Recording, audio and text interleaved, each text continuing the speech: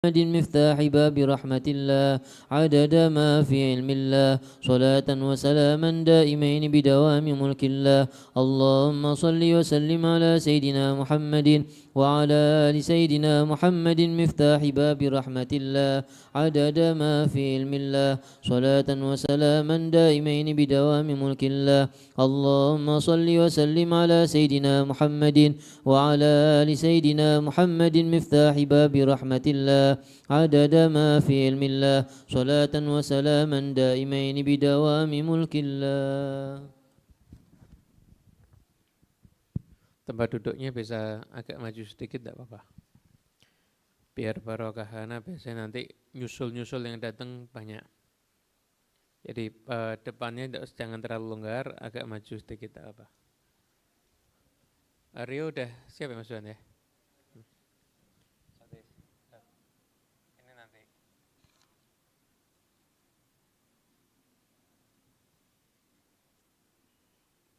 Yang hadisnya Mu'ad ini nanti. Agar bisa diintroduksi untuk kalian Mu'ad, itu saya baca semua. Atau sama kata Allah sami'tu Rasulullah SAW ila akhiril hadis. Ila akhiril hadis. Nanti baru antum baca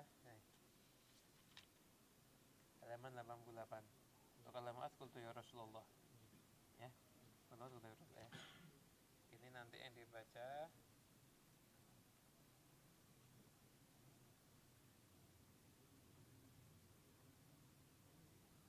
Fa'tiqaduka fi nafsika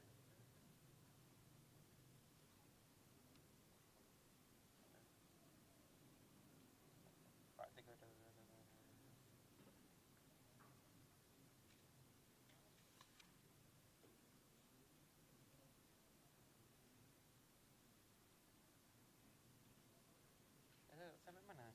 Belum bagi lagi. Sampai mana ya? Nanti tadi kemarin.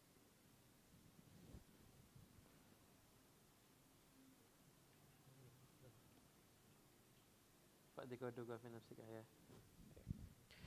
نوينا تعلم وتعلم والإفادة واستفادة والنفع والانتفاع وتذكر تذكير ثم صاحب الكتاب الغزالي جميع مشايخنا ومعلمنا الحقوق علينا وإلى غدة النبي محمد صلى الله عليه وسلم. الفاتحة. من الشيطان الرجيم. بسم الله الرحمن الرحيم. الحمد لله رب العالمين الرحمن الرحيم مالك يوم الدين إياك نعبد وإياك نستعين اهدنا الصراط المستقيم صراط الذين أنعمت عليهم غير المغضوب عليهم ولا الضالين آمين. Bismillahirrahmanirrahim. Alhamdulillahi rabbil alamin. Allahumma salli wa sallim ala sayyidina Muhammadin miftahi babi rahmatillah adada ma fi ilmillah salatan wa salaman daimaini bidawami mulkillah wa ala alihi wa sahbihi wa man walah wa man tabi'a sunnatahu wa qtada bihudah ila yaumi liqa'illah amma ba'du. Assalamualaikum warahmatullahi wabarakatuh. Alhamdulillah Allah Subhanahu wa taala memperjumpakan kita semuanya lagi di pertemuan yang insyaallah kita yakini penuh dengan berkah. Karena yang kita belajari ilmu-ilmu warisan Nabi besar Muhammad sallallahu alaihi wasallam. Mudah-mudahan kita semua dapat ilmu yang berkah dan manfaat insyaallah. Amin ya rabbal alamin. Hadirin yang dimuliakan Allah taala, kitab Bidayatul Hidayah itu dibagi jadi 3 bagian. Yang pertama bagian tentang ketaatan, yang kedua bagian tentang menjauhi larangan, dan yang ketiga adalah bagian tentang adabus suhbah wal mu'asyarah mal khalqi wal khaliq. Cara bermuamalah kita itu bersikap baik urusannya terhadap Allah ataupun terhadap sesama makhluk. Jadi dibagi menjadi 3 bagian. Sekarang ini kita sudah di akhir dari bagian yang kedua. Kan kemarin kita sudah mempelajari, kan bagian maksiatnya perut, maksiatnya mata, maksiatnya kan sudah kita pelajari semua kan? Sekarang ini kita berada di bagian maksiat hati, yang ini bagian terakhir dari bagian kedua dari kitab Bidayatul Hidayah. Nah, Rencananya ini sebenarnya misi sisa panjang. Cuma yang panjang itu ada satu hadis yang panjang. Rencananya malam ini mau saya hatamkan bagian keduanya. Jadi Senin depan kita sudah masuk pembahasan tentang Nabi Muhammad SAW. Nah, karena kita malam Selasa, malam Rabu, malam Kamis insya Allah sudah malam pertama bulan Rabiul Awal. Insya Allah. Walaupun ada yang bilang juga ada kemungkinan malam Rabunya. Berarti malam Selasa yang akan datang kita sudah membahas tentang kitab tentang Rasulullah SAW. Nah, kitabnya apa? Insya Allah hari Rabu diinfokan melalui grup WA Ngaji Senin. Ya, jadi nanti di akhir majelis saya ingatkan lagi. Saya ada bayangan beberapa kitab yang mungkin bisa kita bahas. Karena ini kan jenengan sudah terbiasa ngaji bawa kitab, ada bawa buku. Jadi saya tetap akan mencarikan kitab yang akan kita kaji, kita pelajari. Pokoknya semua yang berkaitan dengan Rasulullah SAW. Jadi kita sudah bertahun-tahun, pokoknya kalau sudah Ngaji Senin itu kalau sudah masuk Rabiul Awal, kitabnya tentang Nabi Muhammad SAW. Nah, nanti kalau masuk bulan Rajab, yang dibahas tentang hadisnya Imam Bukhari itu sudah tahunan begitu. Nanti sudah dekat Ramadan, nanti ada pembahasan fikih puasa, setelah itu penutupan sebelum Ramadan. Nah, sekarang kita akan bahas bagian terakhir dari bagian kedua kitab Bidayatul Hidayah, yaitu berkaitan dengan masalah larangan gitu ya. Ya, bismillah. Bismillahirrahmanirrahim. Radhiyallahu ankum wa qala radhiyallahu anhu. Fa'atiqaduka fi nafsika annaka khairun min ghayrika jahlun mahdhun bal yanbaghi an la tanzura ila ahadin illa wa tara annahu khairun minka wa anna al-fadla lahu ala nafsika fa in ra'aita saghiran qulta hadha lam ya'si Allah wa ana 'asaytuhu fala shakka annahu khairun minni wa in ra'aita kabiran qulta hadha qad 'abada Allah qabli fala shakka annahu khairun minni wa in kana 'aliman qulta hadha qad utiya ma lam u'tah وبلغ ما لم أبلغه وعلم ما جهلت فكيف أكون مثله وإن كان جاهلا قلت هذا قد عصى الله بجهل وأنا عصيته بعلم فحجة الله علي آكد وما أدري بما يختم لي وبما يختم له وإن كان كافرا قلت لا أدري عسى يسلم ويختم له بخير الأعمال وينسل بإسلامه من الذنوب كما ينسل الشعر بالعجين وأما أنا والعياذ بالله فعسى أن يضليني الله فأكفر فيختم لي بشر العمل فيكون غدا هو من المقربين وأنا أكون من المعذبين فلا يخرج الكبر من قلبك إلا بأن تعرف بأن الكبير من هو كبير عند الله تعالى وذلك موقوف على الخاتمة وهي مشكوك فيها فيشغلك خوف الخاتمة عن أن تتكبر ما شك فيها على عباد الله تعالى فيقينك وإيمانك في الحال لا يناقض تجويزك التغير في الاستقبال فإن الله مقلب القلوب يهدي من يشاء ويضل من يشاء. Ya. Fa'tiqaduka, kita kan kemarin tentang bahas tentang sombong. Sombong itu kan orang merasa lebih hebat daripada orang lain. Nah, nanti kita ada dijelaskan logika kenapa kita jangan sombong. Fa'tiqaduka fi nafsik, keyakinanmu terhadap dirimu, annaka khairun min ghairik, engkau itu lebih istimewa dari orang lain, jahlun mahdun, itu murni kebodohan. Bal yambaghi alla tanzura illa ahadin illa wa tara annahu khairun minka, bahkan sebaiknya kamu itu tidak memandang kepada orang lain kecuali kamu menganggap dia itu punya peluang untuk jadi lebih baik daripada kamu.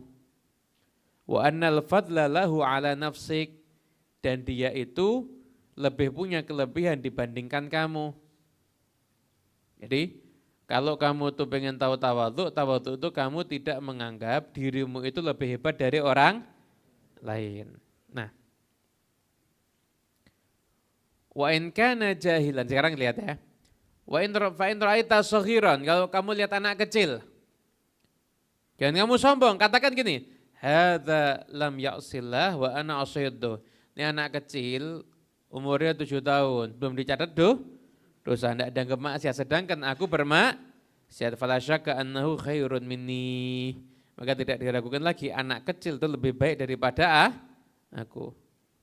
Wa in ra'aita kabiran, kalau kamu lihat orang dewasa, qulta hadza qad abadallaha qabli fala syakka annahu khairun minni Ini orang lebih tua daripada aku umurnya, artinya ibadahnya dia lebih banyak. Nah, kemudian wa in kana aliman, kalau yang kita lihat orang alim, qulta hadza qad u'tiya ma lam u'ta. Orang ini telah diberi sesuatu yang aku enggak dapat, aku enggak diberi itu. Wa balagha ma lam abluh, mencapai sesuatu yang belum aku capai. Wa alima ma jahiltu, mengetahui apa yang aku enggak tahu. Fa kaifa akunu mithla, gimana aku bisa nyamai dia? Kalau lihat orang alim. Wa in kana jahilan, lihat orang jahil. Hadza qad asalla bi jahlin. Ini bermaksud sama Allah Ta'ala tapi karena kebodohannya. Wa ana asaitu bi ilmin, aku bermaksud padahal aku punya ilmu. Fa hujjatullahi alayya akad. Maka hujjahnya Allah Ta'ala kepadaku itu lebih berat. Kamu punya ilmu kok maksiat. Dia enggak punya ilmu, maksiat wajar karena memang dia enggak punya ilmu. Kamu punya ilmu kok kamu bermaksiat. Nah.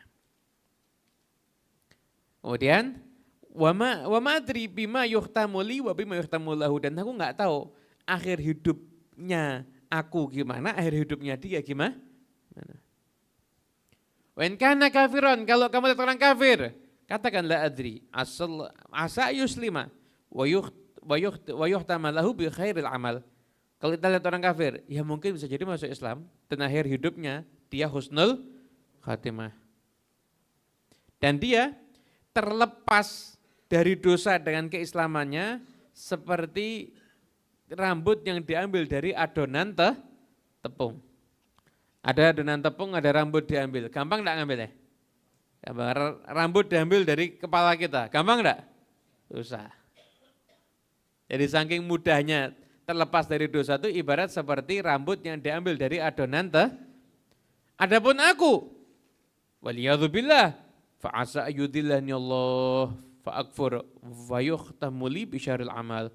Mungkin aku disesatkan sama Allah Ta'ala, mungkin aku bisa kafir. Aku mungkin ditutup, aku dengan amal yang buruk, fayakunu ghadan huwa minal muqarrabin. Jadi dia yang kafir yang aku remehkan, dia termasuk muqarrabin, para wali. Dan aku termasuk muba'adin. Dalam teks yang lain mu'adzabin. Aku termasuk orang yang dijauhkan dari rahmat Allah. Nah, itu jadi kita ini setiap lihat orang lain, kita ada peluang dia itu lebih baik daripada kita. Ada peluang dia lebih baik daripada kita. Paham ya? Lihat, ini orang anak kecil, ya berarti dosanya lebih sedikit. Orang tua ibadahnya lebih banyak. Orang alim, ya berarti ilmunya lebih banyak. Mosok sombong. Orang bodoh maksiatnya karena kebodohan. Lah kita punya ilmu maksiatnya karena dengan ilmu kita. Jadi tidak ada seorang pun yang kita anggap levelnya di bawah kita. Levelnya di bawah kita itu untuk mendidik hati agar tidak sombong. Kalau dia miskin, wah apalagi. Kekayaannya namanya hidup itu berbolak-balik. Sekarang kaya bisa jadi miskin. Sekarang miskin bisa jadi nanti jadi orang kaya. Nggak tahu. Makanya jangan pernah sombong dengan kekayaan. Allah mau ngambil kekayaan dari seorang hamba, itu perlu waktu berapa lama? Lebih cepat dari kedipan mata mungkin bisa. Seketika rekeningnya dibobol, selesai semuanya, dia tidak punya apa-apa. Allah Ta'ala mau ngambil dari seseorang itu bisa sangat cepat. Bisa sangat cepat. Mudah-mudahan kita semua selamat insyaAllah ya. Wala yakhrujul kibru min qalbik illa bi an ta'rifa annal kabiru man huwa kabirun indallahi ta'ala. Gak akan kesombongan itu keluar dari hatimu kecuali sampai kamu mengetahui bahwasanya orang yang hebat adalah orang yang hebat di sisi Allah Subhanahu wa taala. Wa dzalika, dan penilaian hebat atau tidak hebat ini mauqufun 'alal khatimah. Itu tergantung dengan akhir hidup. Tergantung dengan akhir hidup. Wahya masyukun fi, dan ini kan masyuk, kan Tidak jelas akhir hidup kita. Fayushghiluka khauful khatimah an tatakabbara ma'asyakki fi ala ibadillahi ta'ala. Maka lebih baik kamu sibuk dengan takut akhirmu nanti gimana, lebih penting daripada kamu sibuk menganggap dirimu lebih hebat daripada orang lain, nama Allah Ta'ala yang lain. Fayakinuka wa imanuka fil hal la yunakidu tajwizaka fil istiqbal. Tajwizaka fit taghayyur itu ya. Tajwiz zakat taghayyur ada. Tajwiz zakat taghayyur fil istiqbal. Imanmu sekarang, yakinmu sekarang itu tidak bisa menjadi jaminan bahwasanya kamu tidak akan berubah di masa yang akan datang. Fa innallaha muqallibul qulub yahdi may yasha wa yudhillu may yasha. Allah Ta'ala itu maha membolak-balikkan hati, memberi hidayah pada siapapun yang Allah kehendaki dan menyesatkan juga siapapun yang Allah kehendaki. Itu terjemah kitabnya gitu. Gini. Ini perumpamaan ada di kitab Ihya. Saya alih bahasakan biar lebih gampang. Bahasakan biar lebih gampang. Gini. Ada tahanan di penjara. 100 orang. Tahanan di penjara 100 orang. Tiap hari dari tahanan ini dipanggil masuk ke ruangan. Nanti di ruangan itu pilihannya 2.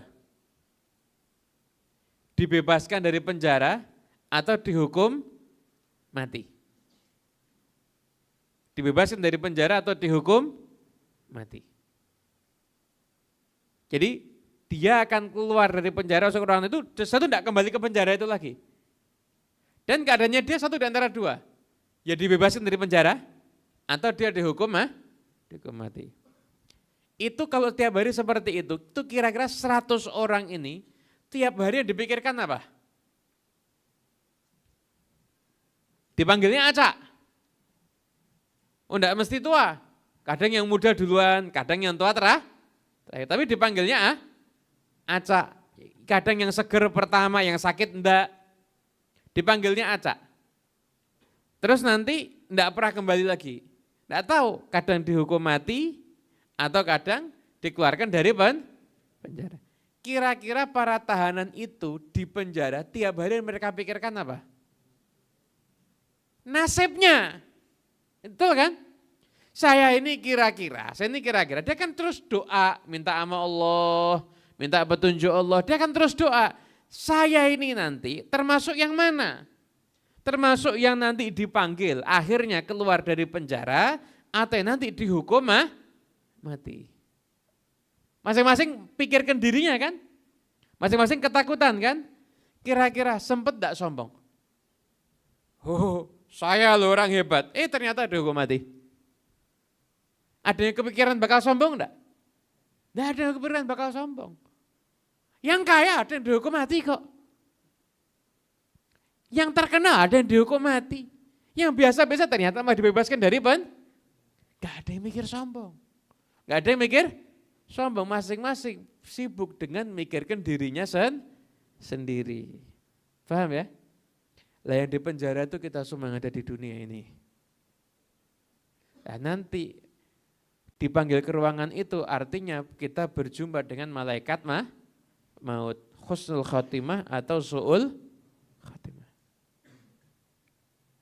Kalau kita yang kita pikirkan, nasib saya nanti husnul khotimah atau su'ul khotimah ya, yang kita pikirkan itu, maka kita tidak ada kesempatan untuk mikir sombong sama orang lain. Kenapa? Karena kamu nganggap diri kamu, misalkan kamu nganggap diri kamu tuh hebat, ternyata na'udzubillah min dzalik, akhir hidupnya enggak baik. Apa yang mau disombongkan? Nah, sehingga orang kalau dia tuh memikirkan husnul khotimah atau su'ul khotimah, tidak akan ada kesempatan untuk sombong kepada orang lain. Lah itulah yang dimaksud oleh Imam Al-Ghazali di dalam Bidayatul Hidayah ini. Kamu ini kok sombong, kamu sombong kenapa? Loh, nasibmu ini enggak jelas. Nasibmu ini enggak jelas kok kamu itu mau sombong kepada orang lain. Kamu tuh istimewa di mata Allah Ta'ala, nanti lihat akhirmu, lihat khotimahnya. Lihat khotimah, khotimah lihat akhir kamu. Lah itu kan masih meragukan. Belum ada satu jaminan pasti. Belum ada satu jaminan yang pasti, itu masih meragukan. Makanya jangan sombong kepada orang lain. Itu nasihat daripada Imam Ghazali. Nah, ada nasihat ulama itu istimewa. Ulama itu mengatakan gini. Orang itu kalau sombong, maka kecerdasan akalnya itu akan hilang sesuai dengan kadar kesombongannya. Orang kalau sombong, kecerdasan akalnya akan hilang sesuai dengan kadar kesombongannya. Ingat, orang kalau sombong mesti dia akan berbuat kecerobohan. Mesti akan berbuat kecerobohan. Nah, kadar akalnya itu hilang. Wal'iyadzubillah min. Mudah kita semua jadi orang yang selamat insyaallah ya. Amin. Allahumma amin. Ada pernah juga yang kemarin kita sudah cerita yang preman Bani Israel sama ahli ibadah Bani Israel udah cerita ya. Yang atasnya ada awannya itu sudah kan? Nah, itu artinya orang itu jangan membiasakan dirinya itu sombong. Lawannya sombong apa? Tawadhu. Tawadhu itu rendah hati. Air Zam-Zam itu kenapa tidak pernah habis dan tidak bisa habis? Kenapa? Air Zam-Zam itu kenapa tidak bisa habis dan tidak pernah habis? Karena dia sumber airnya paling rendah di muka bumi sehingga semua air mengalirkan ke situ. Sehingga diambil, padahal itu musim haji aja diambil berapa juta liter itu hanya musim haji dan sudah terjadi selama 1000 tahun lah lebih, tidak pernah habis diambil air Zam-Zam. Kenapa? Karena mata air yang paling rendah sehingga semua mengalirkan ke situ. Kalau kamu itu jadi orang yang rendah hati, maka semua anugerah Allah, ilmu, petunjuk, semuanya mengalir dalam diri kamu. Kalau posisi kamu itu rendah. Anugerahnya Allah Ta'ala, baik itu ilmu, hidayah, petunjuk, taufik, dan sebagainya, itu kayak air. Air itu tidak mungkin mengalir ke tempat yang tinggi, tapi air itu mengalir ke tempat yang rendah. Air itu tidak mungkin mengalir ke tempat yang tinggi, tapi air itu mengalir ke tempat yang rendah. Itu. Makanya orang-orang soleh itu mereka selalu membiasakan diri mereka untuk tawadhu. Selalu membiasakan diri mereka untuk tawadhu. Kenapa? Anda lihat Nabi Muhammad SAW. Rasulullah SAW itu Fathu Makkah. Ketika Fathu Makkah, beliau Nabi Muhammad SAW ini kan kemenangan Nabi yang luar biasa. Inna fatahna laka fatham binasnya, kami telah berikan kepadamu kemenangan yang nyata. Al-Quran aja menyatakan kemenangan. Jadi di mata Allah aja itu juga dianggap satu kemenangan. Walaupun fathamu binatu, walaupun itu dimulai dari, ada di depan juga mengatakan perjanjian Hudaibiyah, tapi kan ujungnya juga kepada Fathu. Fathu Makkah itu Nabi Muhammad SAW dengan pasukan yang sangat dan super kuat, kemudian beliau itu mendatangi kota Mekah, kota yang penduduknya memusuhi Nabi, mengusir Nabi, mengganggu Nabi, mengganggu keluarga Nabi, membunuh sahabat Nabi, membunuh keluarga Nabi, memboikot Nabi. Itu Nabi Muhammad masuk ke kota itu dengan penuh kemenangan. Psikologisnya orang menang dan bahagia itu gimana? Membusungkan dada, kepala itu tegak. Tapi lihat Nabi Muhammad SAW. Beliau ketika masuk ke kota Mekah, maka beliau Rasulullah SAW itu menundukkan pandangan sampai jenggotnya hampir kena ke dadanya. Jenggotnya hampir kena ke dadanya. Sepanjang perjalanan di Fathu Makkah. Saking tawadhu'nya Rasulullah SAW. Tawadhu akhirnya diangkat derajatnya sama Allah Ta'ala. Itu Rasulullah SAW pernah ditawari sama Allah Ta'ala. Muhammad, pilih jadi nabi yang raja atau nabi yang hamba? Nabi yang raja atau nabi yang hamba? Apakah jadi nabi yang raja tercela apa enggak? Ya enggak, Nabi Sulaiman itu nabi yang raja. Tapi pilihan itu diberikan kepada Nabi Muhammad SAW. Maka ketika itu Rasulullah SAW memilih, saya memilih menjadi nabi yang hamba. Bahkan pilihan itu diulangi sampai tiga kali. Nabi yang raja kemana-mana dikawal, hartanya berlimpah. Tapi nabi yang hamba pakaiannya sobek, njahit sendiri, sandalnya diurus sendiri, melayani diri sendiri, sehari lapar, sehari makan. Kan kenyang, sehari lapar, sehari makan, sehari lapar, sehari makan. Itu yang dipilih sama Rasulullah SAW. Beliau menjadi nabi yang hamba karena tawadhu'nya kepada Allah Subhanahu wa ta'ala. Itu pernah suatu ketika seorang ulama besar yang punya Ratib Al-Attas, Habib Umar bin Abdurrahman Al-Attas. Itu beliau lewat di satu jalan, ternyata pas lewat di bawahnya, itu kan rumahnya kan ada tingkat gitu. Lewat depan rumahnya orang, rumahnya tinggi. Orang ini habis mungkin kayak bakar gaharu wewangian gitu loh. Dia ngelempar abunya ke bawah, pas itu abunya kena ke Habib Umar bin Abdurrahman Al-Attas. Ini muridnya banyak, kemudian diakui keilmuannya, diakui kesolehannya. Beliau itu setiap malam kalau tahajud itu, beliau kalau sudah baca Allahumma hdina fiman hadait, nangis ulang-ulang Allahumma hdina fiman hadait, diulang-ulang. Sepanjang malam doa pada Allah Subhanahu wa ta'ala. Itu ketika kena abu, itu bajunya semuanya kotor. Nah, ketika itu kemudian Umar murid-muridnya marah, ini orang kurang ajar, harus kita tegur. Kata Umar bin Abdurrahman Al-Attas, enggak usah. Orang seperti saya yang pantasnya dapat api, kok dikasihnya cuma abu, harusnya syukur. Orang kayak saya ini kalau lihat amal saya yang buruk, harusnya saya ini dilemparnya api. Kok sekarang cuma dilemparnya abu, harusnya saya ini bersyukur. Itu tawadhu'nya sampai seperti itu. Orang kalau semakin tawadhu, maka akan semakin diangkat derajatnya oleh Allah Subhanahu wa ta'ala. Itu. Ayo Allah. Bismillahirrahmanirrahim.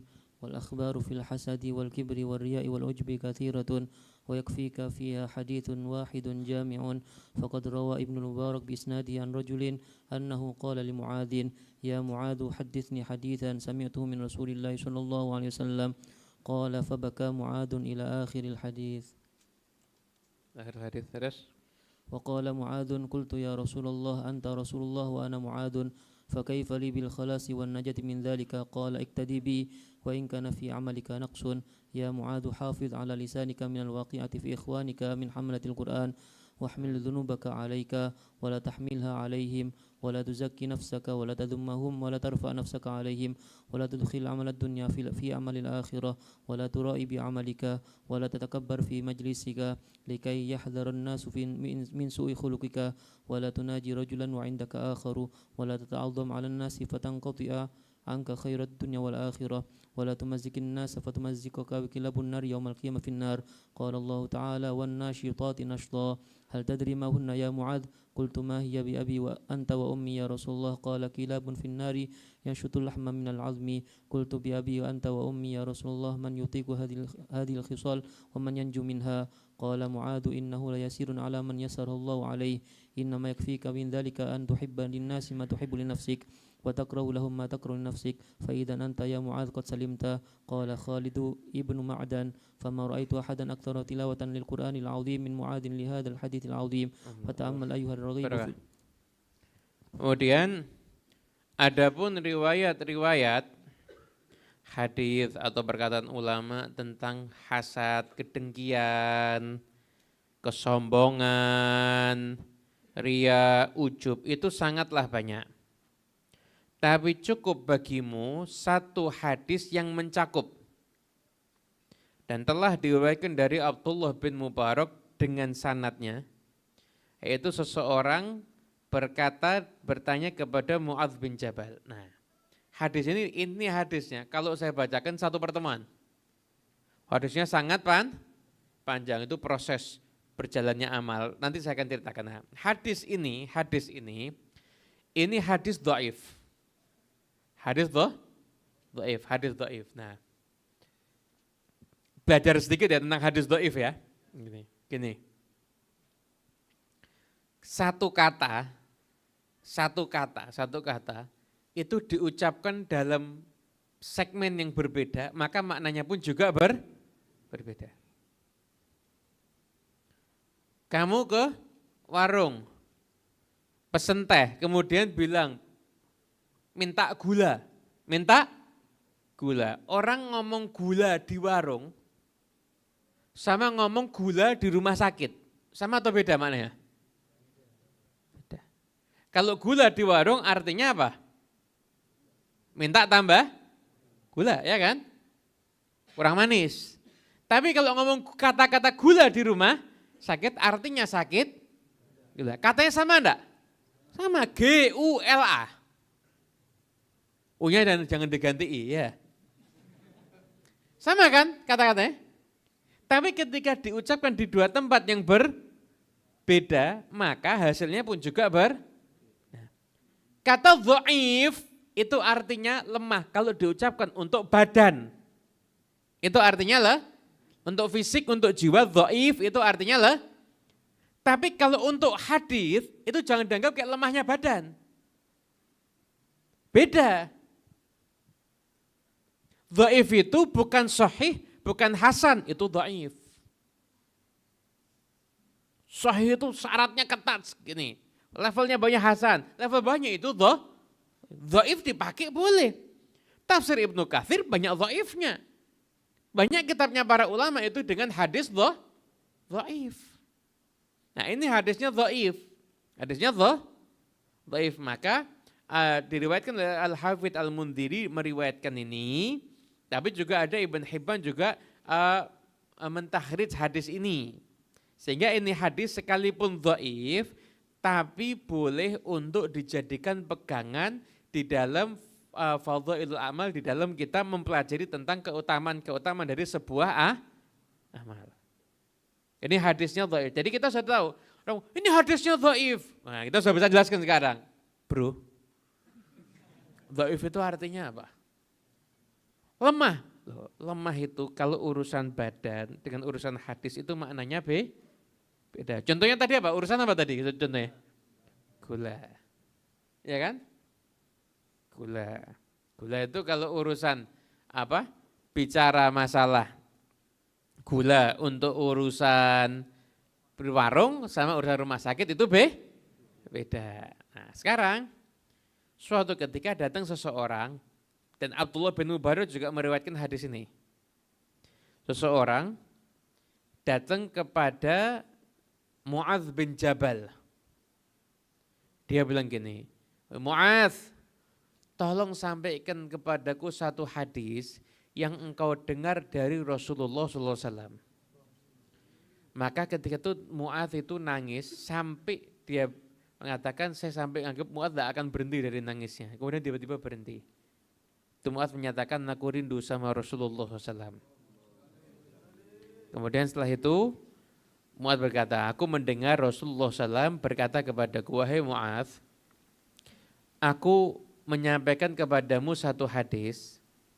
Kalau hadis ini kamu jaga, kamu amalkan, maka kamu akan dapat hadis ini bermanfaat kepadamu di sisi Allah.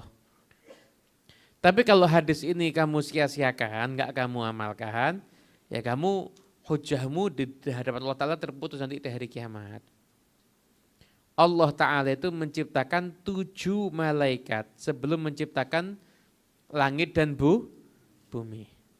Maka 7 lapis langit itu setiap lapisan langitnya itu ada malaikat yang menjaga. Nah, inti hadisnya nanti itu ada malaikat yang jaga langit pertama. Tiba-tiba kemudian malaikat hafadhah, malaikat hafadhah yang membawa amal, bawa amalnya hamba. Amalnya hamba. Lewat ketemu malaikat pertama. Amalnya siapa? Amalnya fulan. Sudah, lemparkan amalnya ke mukanya.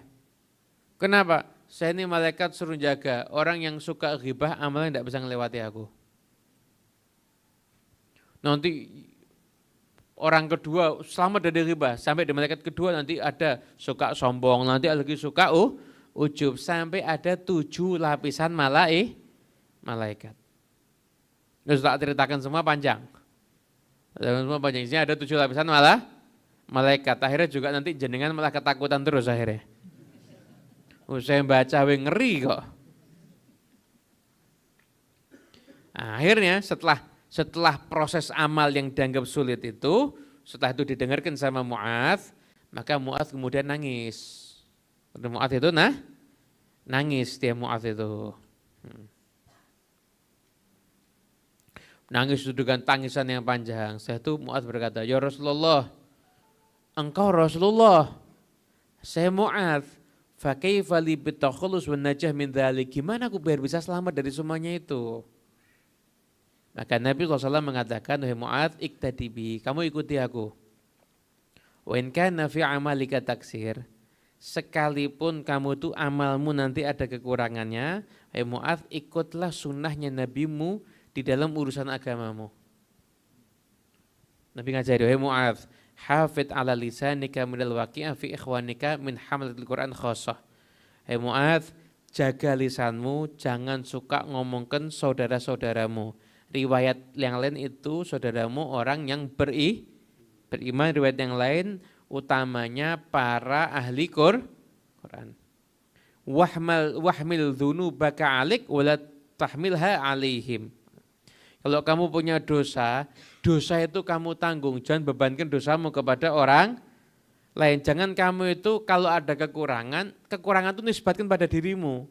Jangan, wah ini misalkan ya, tiba-tiba kamu berbuat salah, ini gara-gara saya ketemu si fulan, maka saya berbuat dosa. Memang ini orang ini memang dia seperti membawa magnet maksiat orang ini. Dekat sama dia semua. Jadi setiap kamu dosa, kalau kamu nyalahkan orang, jangan, kamu salahkan diri kamu sendiri. Kemudian wala tuzakki nafsaka bidzammihim. Jangan kamu itu mensucikan dirimu dengan kamu mencela orang lain. Jadi kan kadang-kadang ada orang mau menunjukkan dirinya pintar dengan bodoh-bodohkan orang lain. Jangan begitu. Kamu jangan sampai seperti itu.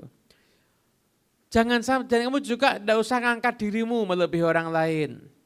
Dan jangan kamu campur amalan dunia dengan amalan akhirat. Wala tura'i bi amalik, jangan riak dengan amalmu.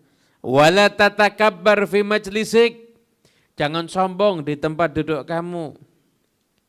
Likai yahdharun nasu min su'i khuluqik. Jangan sampai akhirnya orang itu menghindari kamu karena buruknya akhlak kamu. Jadi karena kamu tuh suka sombong, kamu tuh suka ngeritik orang, kamu tuh suka ngomongkan orang. Tiap kamu duduk sama orang lain, kok isi orang itu ngeritik orang terus. Akhirnya kita duduk sama dia nyaman apa malas? Saya duduk sama dia semua yang disalah-salahkan, yang betul cuma dia. Ini salah. Usahakan kan dia pakar semua bidang. Urusan kesehatan ngeritik dokter. Urusan hadis ngeritik ulama ahli hadis, urusan dakwah ngeritik orang yang berjuang dakwah, urusan ekonomi ngeritik pelaku ekonomi, urusan politik ngeritik pemerintah. Aduh, semuanya salah di mata dia. Yang benar itu cuma dia. Yang ini tadi kesombongan masuk, akalnya hilang. Sekian. Dan jangan kamu itu bisik-bisik kepada satu orang kalau di depanmu ada orang. Ini ya. Hukumnya haram. Anda duduk bertiga, bisik yang satu, tidak bisik yang satunya. Hukumnya haram. Nah, karena dimungkinkan berarti yang satu dirasani. Iya. Tapi kan saya tidak ngerasani, tetap hukumnya haram. Nah, Pak, yang satu merasa dirasani. Jangan-jangan ngomongin saya ini. Jadi kalau ada orang banyak, kalau mau ngomong kemana sama semuanya, kalau bisi jangan di depan orang lain, tapi kalau bisi itu nanti berdua. Paham ya?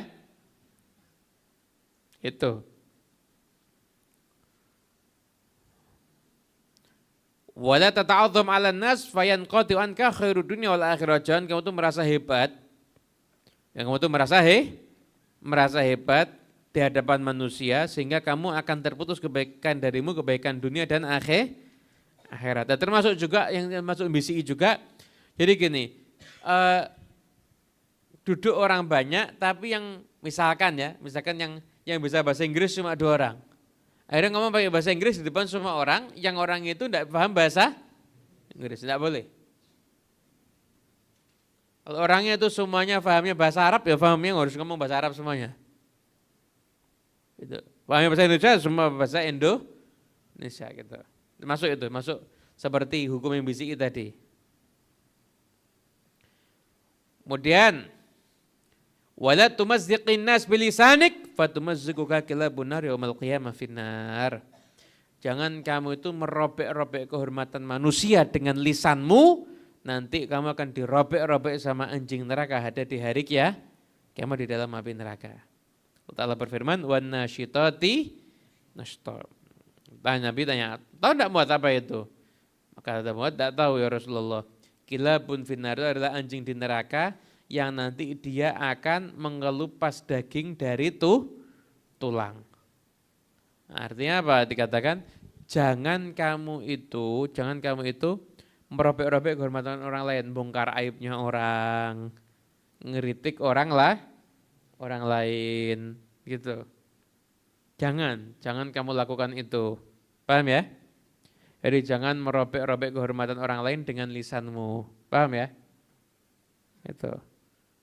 Dan juga jangan senang lihat orang lain dirobek-robek kehormatannya. Ini follower akun yang pakai kata-kata lambe. Kan ada itu akun perlambean kan ada itu. Ini kan ada followernya ini. Jangan suka senang lihat orang lain dirobek-robek kehormatannya. Saya senang, jangan sibuk sama urusan orang lain, sibuk lagi sama urusan dirimu sendiri. Lambe apa, Beb? Udah dijelaskan podo lambenya berarti. Paham ya? Nangis Mu'adz bin Jabal. Bi abi anta wa ummi Rasulullah man yutiku hadhil khisal wa man yanjumi ya Rasulullah. Siapa yang sanggup ini? Siapa yang sanggup kayak begini? Siapa yang akan bisa selamat? Tapi wahai Mu'adz, innahu la yasirun ala man yasarahu ta'ala alaih. Mu'adz ini gampang untuk orang yang dimudahkan sama Allah. Ini gampang. Inna ma yakfika min dzalik, hanya saja ini cukup untuk dirimu, antuhibba linnas ma tuhibbu li nafsik wa takrahu lahum ma takrahu li nafsik. Fa idzan anta ya Mu'adz qad salimta ya Mu'adz. Nabi, gampang gini aja. Kalau kamu senang diperlakukan seperti apa, perlakukan orang lain seperti itu. Kamu senang diperlakukan seperti apa, perlakukan orang lain seperti itu. Kamu enggak suka diperlakukan apa, jangan perlakukan orang lain seperti itu. Terus kamu selamat. Kamu akan selamat. Jadi, kamu enggak suka digunjing, jangan gunjing orang lain. Kamu enggak suka dihina, jangan menghina orang lain. Kamu enggak suka dibongkar aibmu, jangan bongkar aibnya orang lain. Selesai. Itu aja. Kalau kamu lakukan itu kamu sudah selamat. Artinya walaupun ini perkara berat, tapi Nabi ngajarin orang yang bisa orang lain itu selamat dari keburukannya dia udah selamat di mata Allah Subhanahu wa taala. Urusan lainnya biar nanti Allah yang Ta'ala akan beres, Allah Ta'ala akan bersihkan hatinya, Allah Ta'ala yang jadikan amalnya bagus. Kalau orang lain selamat daripada keburukannya dia, selesai. Maka kata riwayat hadis ini, katakan rawinya itu Khalid bin Ma'dan, itu seorang tabi'in, mengatakan aku enggak pernah lihat orang yang paling banyak membaca Al-Quran seperti Mu'adz karena beliau mengamalkan hadis ini. Mu'adz itu jadi orang yang paling banyak membaca Al-Quran karena beliau mengamalkan hadis ini.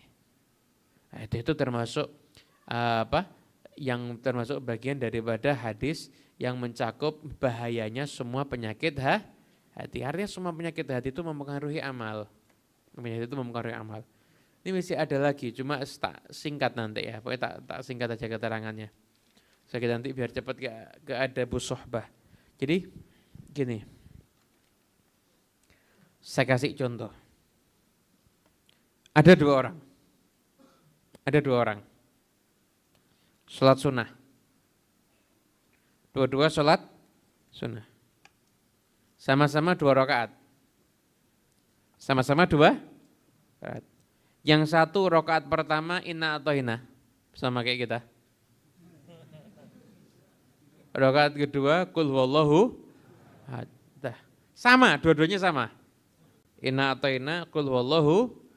Durasinya sama, khusyuknya sama, lamanya sama. Zikirnya subhanarabbil azimi wa bihamdi 3 kali sama. Tasyahudnya sama. Salamnya bareng, takbiratul ihramnya bareng. Semua zahir salatnya sama. Apakah kedua orang ini pahalanya sama? Belum tentu. Kadang-kadang dalam 2 gambaran zahir yang sama, yang satu itu pahalanya tidak lebih berat dari sayapnya nyamuk, yang satu pahalanya lebih berat daripada gunung Uhud. Apa yang membedakan hati daripada kedua orang ini? Yang hatinya bersih, hatinya selamat, pahalanya dilipat gandakan sama Allah Ta'ala. Tapi yang hatinya masih banyak penyakit kotoran macam-macam, ya nanti dulu dapat pahala, cuma gak sebesar orang yang hatinya bersih. Makanya ilmu membersihkan hati itu sangat penting. Kita tuh ada waktu ngoreksi, kok saya sombong, kok saya iri, kok saya dengki, saya harus lawan, saya harus ini. Ada waktu untuk memikirkan itu adalah demi keselamatan kita dunia akhirat. Hadirin yang dimuliakan Allah Ta'ala. Syariat Islam itu kalau diruntut, itu semuanya untuk kebaikan kita. Itu semuanya untuk kebaikan kita. Contoh gini. Kenapa orang itu tidak boleh riak? Kenapa orang itu tidak boleh riak? Orang itu kalau biasa riak, dia nanti punya mental suka cari perhatian sama orang lain. Cari perhatian sama orang lain. Jadi akhirnya hidupnya dia, kebahagiaannya tergantung bagaimana penilaian orang lain. Bahagia enggak untuk kehidupannya dia? Kalau dia dikit-dikit tergantung orang lain, bahagia apa enggak? Tidak akan bahagia. Artinya riya itu selain Allah Ta'ala enggak menyukai itu, riya itu juga bahaya bagi kesehatan mental seseorang.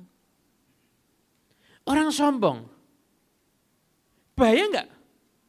Bahaya. Orang sombong itu cenderung ceroboh, kurang berhati-hati, rawan salah ngomong, tidak disukai sama orang, punya kekurangan tapi tidak bisa memperbaiki. Kenapa? Karena nganggap dirinya punya kelebihan dan dirinya nggak punya kekurangan. Bahaya nggak sombong untuk pribadi seseorang? Bahaya, terlebih lagi itu juga dibenci sama Allah. Hubbud dunia, Allah Ta'ala nggak suka dengan orang yang hubbud dunia. Hubbud dunia, ambisi dunia, bahaya nggak? Berapa banyak orang yang ambisi dunia akhirnya menghalalkan segala cara. Dengki, bahaya nggak? Bahaya. Berapa banyak keburukan kasus kriminal terjadi karena kadang malah kita suruh berlindung. Wa min syarri hasidin idza, dari keburukan para pendengki jika dia sudah mulai mendengki. Kenapa? Karena orang kalau sudah dengki hilang akal sehatnya, dia akhirnya berbuat keburukan kepada orang lain sekalipun mencelakakan dirinya, dia nggak peduli, yang penting orang lain itu celaka. Artinya semua keburukan hati kita yang Allah Ta'ala melarang itu ternyata memang itu berbahaya dampaknya untuk kesehatan mental kita dan kebahagiaan kita. Maka membersihkan hati itu bukan hanya itu terutama untuk kita tuh dapat keselamatan dari Allah. Kita jadi orang yang qalbun salim, tapi itu juga demi agar kita semuanya itu bahagia di dunianya juga, dan mental kita itu sehat. Makanya orang itu yang pandai-pandai membersihkan hati. Membersihkan hati ini ilmunya tidak bisa sekali datang ngaji, enggak, ya ngaji terus nanti usaha ngamalkan. Jadi jangan sampai kita tuh ngaji terus tidak pernah usaha untuk mengamalkan. Itu ngaji untuk usaha mengamalkan begitu. Nah, karena semua penyakit hati itu dampak keburukannya akan kembali kepada diri kita sendiri. Ini ya contoh ya. Orang kalau sudah riak itu kerja aja nunggu atasan baru rajin. Ya kan? Kerja aja nunggu atasan baru rajin. Enggak ada atasannya? Enggak ada yang lihat kok. Enggak ada yang lihat. Akhirnya orang kalau biasa riak, dia enggak mikir penilaian Allah, dia mikirnya penilaian makhluk. Di mata manusia dia hias dirinya semulia mungkin, tapi ketika tidak di mata manusia, dia enggak peduli bagaimana hinanya dirinya di mata Allah Subhanahu wa ta'ala. Artinya akhirnya buruk untuk kebaikan dirinya. Makanya ilmu agama yang wajib itu kan 3. Ilmu agama yang urusannya akidah, ilmu agama yang urusannya ibadah, ilmu agama yang urusannya terkait dengan permasalahan moral. Gimana hati itu cinta akhirat, ikhlas, tawadhu. Nah, orang kalau tawadhu, orang kumpul sama orang tawadhu seneng enggak? Di hati itu duduk sama orang tawadhu enak apa enggak? Enak. Tantangan dengan catatan tawadhunya enggak dibuat-buat ya. Tawadhunya dibuat-buat enak juga lama-lama. Enak juga. Orang tuh banyak kalau sesuatu tuh melampaui batas, itu hasilnya malah tidak bagus. Batas tidak bagus. Kalau tawadhunya dibuat-buat, dia selamat daripada penyakit sombong tapi berpindah ke penyakit riya. Dah, pasti bermasalah itu. Pasti bermasalah. Itu. Saya pernah cerita, cuma tahun lalu, saya ulang lagi ya. Cerita ahli ibadah yang jalannya jinjit, pernah cerita kan? Sebagian mungkin ingat, atau sebagian sudah lupa, atau sebagian belum pernah dengar. Ada satu kisah ini saya dengar dari salah seorang ulama. Jadi dulu ada seorang pria, dia punya istri. Di matanya dia, istrinya ini sangat solehah. Istrinya ini sangat solehah. Itu. Bahkan istrinya itu sangat menjaga, tidak boleh auratnya dilihat oleh siapapun, bahkan oleh makhluk apapun. Itu pernah suaminya minta tolong ambilkan pakaian saya di jemuran belakang. Istrinya pakai jilbab rapat. Loh, kan tidak ada orang tuh di belakang kan tertutup. Iya tapi ada burung di situ, saya nggak mau aurat saya dilihat sama burung. Ini kan topnya luar biasa ini. Suatu hari suami udah nganggap istrinya ini bidadari cuma turun ke bumi, harusnya tinggalnya di surga. Udah, semut lewat langsung pakai jilbab. Bisa bahasa semut apa enggak, Beb? Enggak bisa bahasa semut. Dia enggak sehebat itu, dia enggak bisa bahasa semut. Semut lewat dia langsung pakai jilbab. Suatu hari suaminya pergi. Tengah jalan, ingat barangnya ketinggalan, balik lagi. Mungkin sudah jalan 1 jam, balik lagi. Sampai rumah didapati istrinya selingkuh sama orang. Jadi istri yang di mata dia itu bidadari, turun ke bumi, waduh, ternyata walaupun di depan semut pakai jilbab, ternyata istrinya bukan wanita soleha. Akhirnya dia cerai sama istrinya, dia nggak mau tinggal di tempat itu karena terbayang-bayang terus dia pengen move on, dia pindah ke tempat lain. Dia pindah ke tempat lain, pindahlah dia ke satu kota. Akhirnya dia mulai pindah, ngontrak rumah di situ, kemudian mulai dia dagang di pasar, dan sebagainya. Pernah dia tinggal dapat beberapa hari, suatu hari itu raja buat pengumuman. Itu raja buat pengumuman. Jadi raja itu kehilangan perhiasannya yang paling bagus. Perhiasan yang paling bagus, mungkin dia punya punya sesuatu emas itu yang paling istimewa, itu harganya mahalnya luar biasa. Itu saat kerajaannya dijual sama barang itu, mahalan barang itu. Barang itu hilang. Raja bingung cari buat sayembara, semua preman ditangkepi, diinterogasi satu-satu, nggak ketemu. Orang ini akhirnya lihat tiap hari itu, waktu itu polisi ke pasar ngumumkan. Orang ini akhirnya lihat, ada apa? Ini barangnya raja yang paling berharga itu hilang, ini nggak ketahuan siapa yang ngambil dan lain sebagainya. Oh gitu. Barangnya semua iya. Preman-preman udah ditanya, nggak ada yang ngaku. Sampai lama kelihatan ada orang jalannya jinjit. Siapa itu? Itu ahli ibadah. Oh iya, kok jalannya jinjit kenapa? Itu dia mau menunjukkan tawadhu. Jadi dia tidak pantas seluruh kakinya nginjek bumi. Ini sebagian kakinya saja yang cukup nginjek bumi. Oh, malingnya dia. Loh, yang benar kamu? Ya, malingnya dia. Nggak mungkin, ini ahli ibadah, ini orang paling bagus pada di kampung ini. Malingnya dia. Cek coba. Nah, enggak masuk akal ini. Tapi yang dilapor kepikiran, akhirnya ngomong ke polisi. Ada orangnya orang baru, cuma dia bilang malingnya ahli ibadah itu. Masa sih? Akhirnya digeledah, betul barangnya ketemu di situ. Barangnya ketemu di situ. Betul, ternyata ahli ibadah yang paling top itu ternyata dia itu maling. Akhirnya orang ini tadi yang di luar tadi dipanggil. Kamu kok bisa tahu dia itu maling? Kamu ilmunya apa ini? Dia bilang, saya tidak punya ilmu kecuali dari pengalaman hidup. Ilmu saya ini dari pengalaman hidup. Artinya ada di dalam akhlak itu namanya haddul i'tidal. Itu porsi ideal. Orang itu harus ada rasa izzah, rasa pede. Cuma pede ini kalau kelebihan jadinya sombong. Orang itu harus punya rasa tawadhu, tapi tawadhu kelebihan jadinya menghinakan diri sendiri. Jadi orang itu ada pada haddul i'tidal, pada porsi yang ideal, itu yang tepat.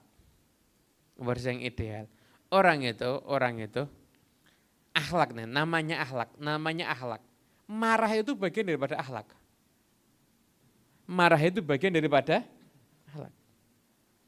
Ini ada orang tidak pernah marah, tidak sempurna akhlaknya. Ada orang marah terus, lebih tidak sempurna lagi akhlaknya. Jadi orang itu ada porsi marah itu pada tempatnya, itu bagian daripada akhlak. Orang itu kalau marah, dia susah redanya, itu berarti setan. Tapi kalau harusnya marah, dia tidak marah, itu berarti himar. Marah itu juga bagian daripada akhlak. Nabi Muhammad SAW marah enggak? Marah. Tapi pada porsinya. Marahnya Nabi karena apa? Bisa karena urusan syariat. Syariat. Contoh itu pernah ada orang ngeludah di masjid, Nabi marah. Karena enggak membersihkan ludahnya di masjid itu, Nabi SAW itu marah. Juga ada orang marahnya Nabi karena sayangnya kepada umat. Itu dulu pernah Rasulullah SAW, beliau itu beliau tuh kayak naruh sesuatu di masjid sebagai tanda tempat beliau. Zaman sekarang dikasih sejadah, dulu kasih tikar atau kasih pelepah kurma gitu, sebagai tempat ibadahnya beliau gitu. Beliau naruh standar di situ. Akhirnya beliau sholat malam di situ. Sahabat lihat, sahabat ikut. Lah ketika Nabi Muhammad SAW itu lihat sahabat ikut, besok Nabi tidak keluar. Besoknya Nabi tidak keluar. Nah, sahabat ketika lihat Nabi tidak keluar, akhirnya suara dikeraskan. Mengingat Nabi, atau gimana, ngasih kode biar Nabi cepat keluar. Terus Nabi tidak keluar-keluar. Ada pintu rumah Nabi dilempari pakai batu. Maksudnya biar ngikutin Nabi, biar apa? Ini waktunya ibadah, biar Nabi itu keluar. Akhirnya Nabi Muhammad SAW keluar tapi marah. Nabi, kalian itu tidak tahu apa yang kalian lakukan. Saya ini sengaja tidak keluar karena saya khawatir. Kalau ini saya lakukan terus kalian ikut, nanti jadinya wajib. Kalau jadinya wajib kalian tidak akan mampu. Karena qiyamul lail itu bagi Nabi Muhammad SAW itu hukumnya wajib. Bagi umatnya itu hukumnya sunnah. Nabi itu tidak mau sampai itu diwajibkan untuk umatnya. Kadang Nabi SAW itu marah. Tapi marahnya Nabi aja itu masih indah. Marahnya Nabi aja itu indah. Orang itu kalau marah kan mesti omongannya ngawur, wajahnya serem ya kan. Nabi SAW marahnya aja wajahnya enak dilihat, omongannya tidak ada yang ngawur. Omongannya tidak ada yang ngawur. Nabi itu marah kalau urusan agama. Itu ketika perang Uhud, itu serangan bertubi-tubi sampai ke Rasulullah SAW. Berdarah-darah Nabi Muhammad. Itu darahnya ditadai, jangan sampai jatuh ke bumi. Nah, ini kalau sampai darah ini jatuh ke bumi, mereka langsung spontan turun azab dari Allah Ta'ala. Spontan turun azab dari Allah Ta'ala ketika itu. Tapi ketika itu, darahnya itu enggak sampai turun dijaga sama Rasulullah SAW. Darahnya enggak sampai turun ke bumi. Saat itu Nabi SAW, sahabat Rasulullah, doakan mereka hancur, doakan kehancuran untuk mereka. Nabi doanya, Allahumma hdi qaumi fa innahum la ya'lamun. Ya Allah, kasih petunjuk, kasih hidayah untuk kaumku, mereka enggak ngerti. Dimaafkan sama Rasulullah SAW. Tapi ketika perang Khandaq, itu pasukan musuh itu nyerang sampai Nabi Muhammad SAW itu enggak bisa sholat asar. Marah Nabi. Semoga Allah telah memenuhi rumah mereka dan kuburan mereka dengan api. Mereka membuat kita sibuk sampai tidak sempat sholat asar. Karena urusan ibadah diganggu baru Nabi Muhammad marah. Jadi wajah berdarah-darah memaafkan, ibadahnya diganggu baru marah. Kalau kita? Ada orang ganggu ibadah kita tapi ngasih duit gimana? Didoakan, ya Allah. Kamu ini semoga tambah banyak rezekimu. Nabi itu diberdarah-darah, didoakan. Tapi begitu diganggu ibadahnya, baru Nabi SAW itu marah. Artinya marahnya Nabi Muhammad SAW itu pada tempatnya. Jadi marah itu bagian daripada akhlak, lembut itu bagian daripada akhlak. Seorang suami punya istri. Istrinya disuruh menutup aurat, tidak mau, terus istrinya keluar dengan membuka aurat. Itu akhlak yang bagus, suaminya memaafkan apa marah? Marah. Suaminya marah. Seorang ibu punya anak, anaknya sudah balik, disuruh sholat tidak mau. Suruh sholat tidak mau. Dibanguni suruh makan mau.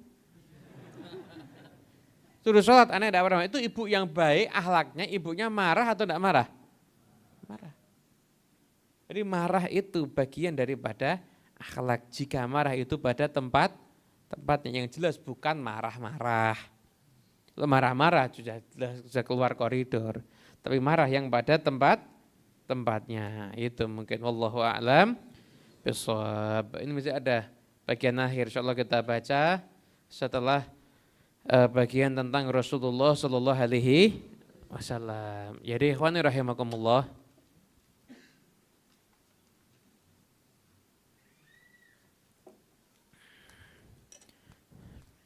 katanya ada pertanyaan masuk apa enggak ini?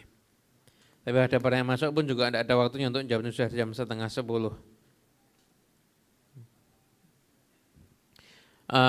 Ikhwani rahimakumullah, Senin depan kita sudah mulai masuk pembahasan tentang Nabi Muhammad SAW.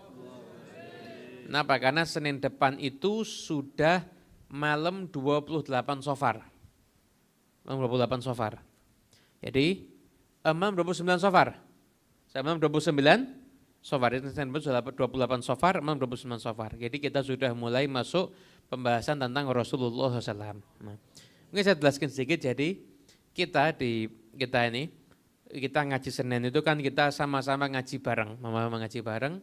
Itu kita sudah memang tradisi dari tahun ke tahun. Kalau sudah masuk bulan Maulid yang kita baca semua tentang Nabi Muhammad. Kalau nanti masuk bulan Rajab itu yang dibaca semuanya dari hadis Sahih Bukhari. Selain itu kita baca kitab seperti biasanya. Nah, Senin depan insya Allah kita sudah membahas tentang Nabi Muhammad SAW. Nah, kitabnya nanti yang akan dibahas apa? Nanti akan diinfokan di grup WA Ngaji Senin. Ini di kepala sudah ada beberapa bayangan, cuma belum tahu nanti yang akan dieksekusi yang mana. Mau musyawarah dulu, nanti yang hasil musyawarahnya itu nanti yang akan kita eksekusi insya Allah ya. Ya nanti pengumuman apa yang akan dibaca di Ngaji Senin insya Allah diumumkan hari Rabu ba'da zuhur. Jadi saya harus dapat PR untuk menyelesaikan, besok harus sudah dapat jawaban, hari Rabu ba'da zuhur diumumkan. Nanti kitabnya apa? Kalau memang nanti itu kitab mukhtasar, nanti mungkin akan kita kirim PDF-nya. Kalau memang itu bukan kitab mukhtasar, nanti untuk yang ikut ngaji, nanti insya Allah mungkin nanti kita printkan aja nanti ganti ongkos cetak gitu aja ya. Jadi kan nanti sudah ada print-printannya. Jadi nanti sambil ganti ongkos cetak. Tapi apa yang akan kita baca nanti pengumuman kepastiannya hari Rabu yang akan datang. Mungkin nanti selama Rabiul Awal nanti sampai mungkin awal-awal Rabiul Akhir atau mungkin biasanya sampai Haul Habib Ali Al-Habsyi. Karena Haul Solo itu kan jatuhnya hari Rabu. Nah, kita mungkin Senin sebelumnya sudah libur. Sudah libur, sudah jalan-jalan sini sudah repot semua. Sudah repot, ini juga tempatnya dipakai buat persiapan, sayanya juga persiapan. Sudah persiapan semua. Jadi nanti kegiatan taklim kalau sudah masuk hall, nanti kita pindahkan semua di Masjid Riyad itu insyaallah ya. Itu yang terkait dengan kegiatan kita di hari Senin yang akan datang insyaallah itu. Dan permohonan doa tadi kenapa tadi itu? Yang ente kirim tadi kenapa? Oh sakit. Kita doakan yang sakit.